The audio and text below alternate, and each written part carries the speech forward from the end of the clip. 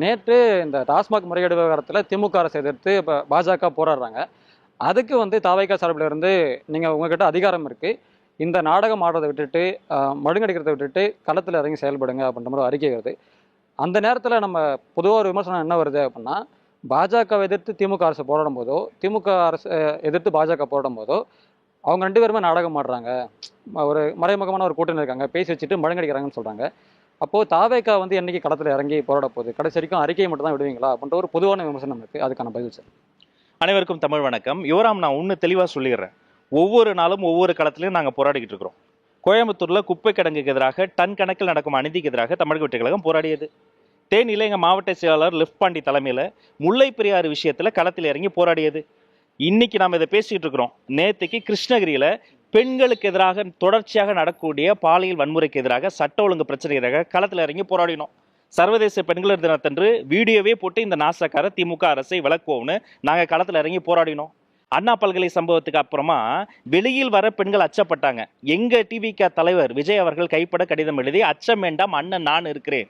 அந்த கடிதத்தை மகளிர் அணியை சார்ந்த தோழர்கள் வீடு வீடா போய் வீதி வீதியா போய் கொடுத்து ஒரு பேம்ப்ளேட் கொடுக்க கூடாதாங்க. அந்த நாட்டில் கைது பண்ணி மனசாட்சி இல்லாமல் மூச்சு விட முடியாத இடத்துல அடைச்சு வச்சாங்க. அவர்களுக்கு ஒரு பாதுகாப்பாக எங்களுடைய பொதுச் செயலாளர் ஆனந்த் அவர்கள் அந்த களத்துக்கே போனார். பின்பு நம்முடைய படைபலம் அறிந்து விடுதலை செய்யப்பட்டது. எங்க நம்ம போராடாம இருந்தோம்?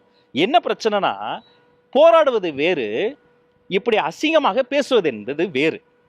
மரியாதைக்குரிய பாரதிய ஜனதாவினுடைய மாநில தலைவர் திரு அண்ணாமலை அவர்கள் சமநிலை குலைந்து என்ன பேசுறோம் தெரியாம பேசியிருக்கிறாருங்க.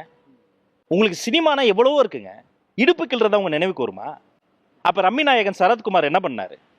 கலாமாஸ்டர் எங்கிருந்து வந்தாங்க? பிரச்சாரத்துக்கு வேன்ல ஏற்றி அவங்க கூட சேர்ந்து நடனம் பண்ணீங்களா இல்லையா? நனி நாகரத்தையோட பேசணும்.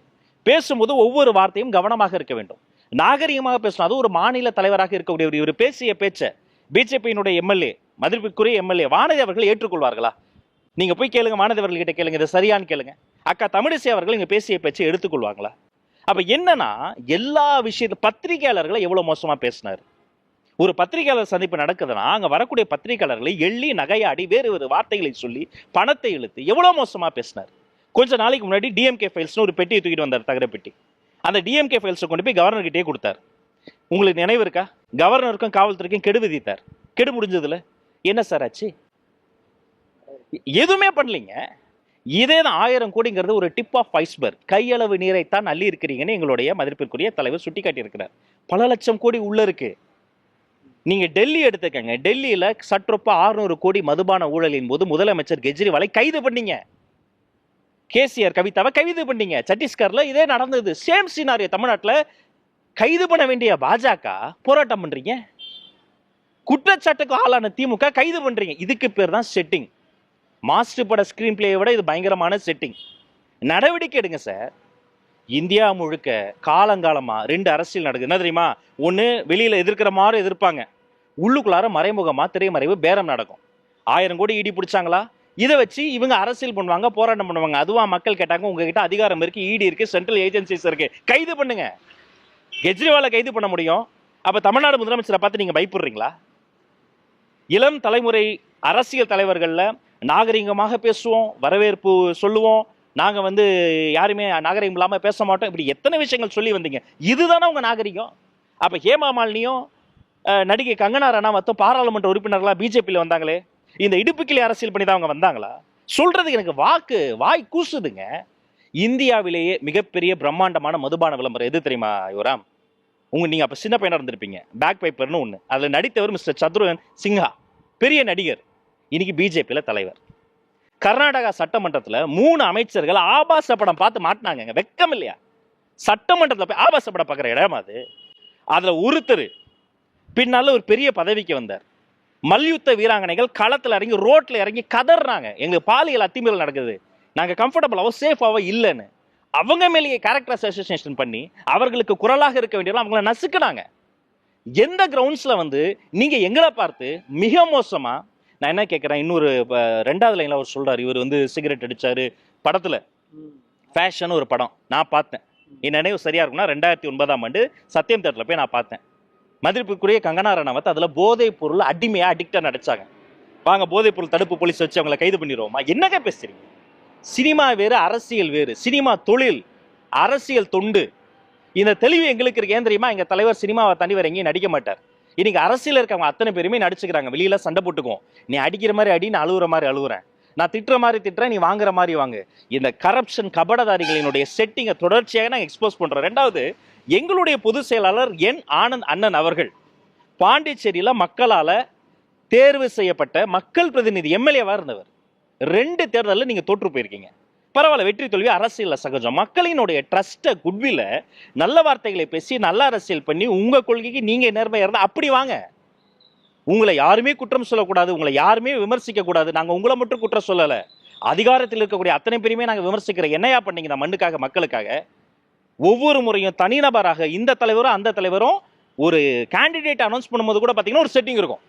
இவருடைய கான்ஸ்டிடியூன்சிலே பொறுப்பாளர் இருக்கக்கூடிய எதிரில் இருக்கக்கூடிய ஒரு கட்சிக்காரர் வீக்கான கேண்டிடேட்டை போடுவார். அதற்கு சற்றும் குறைவில்லை இந்த 1000 கோடி டாஸ்மாக் கரப்ஷன் ஊழல்ல நடந்து கொண்டிருக்கக்கூடிய நாடகம். நான் இப்பவும் சொல்றேன், ஐ சேலஞ்ச். எங்கேயாவது தாவேக்காவினுடைய கொள்கை பரப்பு செயலர் தான் நான் கண்ணியம் தவறி நான் பேசியிருக்கேனா? எங்கேயாவது என்னுடைய மதிப்பிற்குரிய பொதுச் செயலர் அன்பு அண்ணன் ஆனந்தனுடைய அறிக்கையில் ஒரு வார்த்தை, தப்பான ஒரு வார்த்தை நீங்க பார்த்திருக்கீங்களா? ஆனா இவர் சீரியல் அஃபண்டர் மாதிரி மதிப்பிற்குரிய மாநில தலைவர் திரு அண்ணாமலை அவர்கள் பத்திரிகையாளர்களை தொடங்கி எதிர்க்கட்சிகளை தொடங்கி இன்னைக்கு தாவேக்காவினுடைய தலைவர் வரைக்கும் தரம் தாழ்ந்து விமர்சிப்பதை இதற்கு மேலாவது நிறுத்திக் கொள்வது அவருக்கும் நல்லது, அரசியலுக்கும் நல்லது. நான் அவர் என்ன நினைக்கிறேன், இப்ப புனித ரமலான் மாதம் நடந்துகிட்டு இருக்கு. சிறுபான்மை மக்களுக்கு எதிராக பல விஷயங்கள், சிறுபான்மை மக்களை பத்தி பேசுற பார்த்தா அவர் சிவாஜி கிருஷ்ணமூர்த்தி மாதிரி பேசிக்கிட்டு இருக்கிறாரு. இப்ப இவருக்கும் சிவாஜி கிருஷ்ணமூர்த்திக்கு என்ன வித்தியாசம்? மக்களை மேடைகளை ஏறி இஸ்லாமிய மக்களை, இந்தியாவினுடைய ஆன்மாவாக இருக்கக்கூடிய உறவுகளா இருக்கக்கூடிய இஸ்லாமிய மக்களை எச்சோசோறு சாப்பிடப்பட்டவங்க மனசாட்சி இல்லாம அந்த சிவாஜி கிருஷ்ணமூர்த்தி பேசியிருக்கிறார். நான் எல்லாரையும் சொல்லும் போது மதிப்பிற்குரியன்னு சேர்த்து தான் சொல்லுவேன். சிவாஜி கிருஷ்ணமூர்த்தி அப்படி சொல்லும் பொழுது மதிப்புன்ற வார்த்தைக்கு மதிப்பு இல்லாம போயிடும். கிட்டத்தட்ட அந்த காலிபர்ல அந்த ஸ்டேஜ்ல பேசுறோம் ஒரு மாநில தலைவர். எனவே இதை சுட்டிக்காட்ட வேண்டிய என்னுடைய பொறுப்பு. இதை நான் கடுமையா கண்டிக்கிறேன். தயவு செய்து இதை போன்ற விஷயங்களை அவர் பேசாதீங்க. பேசுவதற்கும் ஆக்கப்பூர்வமாக பேசுவதற்கு நிறைய விஷயங்கள் இருக்கு, அதை பேசுங்க. நான் to answer your another question, பிகினிங்ல நான் சொன்னதை போல தொடர்ச்சியாக களத்தில் நாங்கள் போராடி கொண்டு தான் இருக்கிறோம். ஊடகங்கள் இப்பதான் எங்களை கவனிக்கிறீங்க. நாங்க இப்பல 2009 நீங்க ஸ்கூல் படிச்சிருப்பீங்க. நான் அப்பதான் ஊடக உலகத்துல அதர் சைட் ஆஃப் தி மீடியால இருந்த பேட்டி எடுத்துக்கிட்டு இருந்தேன். 2009 தொட்டுவிடும் தூரத்தில் ஈழ மக்கள் செத்த போது சேப்பாக்கத்துல உண்ணாவிரதம் இருந்தவன் என் தலைவர்.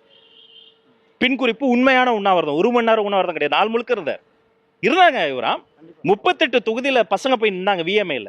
வெல்ஃபேர் பாலிடிக்ஸ் பேசவா? குஜராத்ல பூகம்பம் வந்த போது லாரியா நிவாரணப் பொருட்களை ஒரு மனிதர் அனுப்புனாரு. 50 வயசுல தான் அவர் வந்தாரா? 90களில் விஜய் ரசிகர் மன்றம்னு ஒரு போர்டே வைக்க முடியாது. நீங்க போய் ரொட்டிப்பால் முட்டை திட்டம்னு அங்க இருக்கக்கூடிய ஒடுக்கப்பட்ட ஹவுசிங் போர்டில் இருக்கக்கூடிய குழந்தைகளுக்கு ஊட்டச்சத்து கொடுத்தாதான் நீங்க பண்ண முடியும்.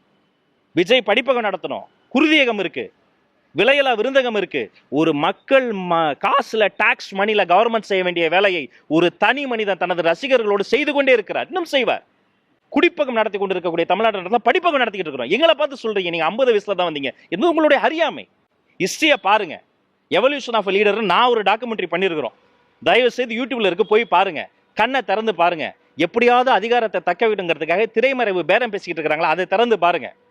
அதன் பிறகு நாகரிகமாக பேச பழகுங்க.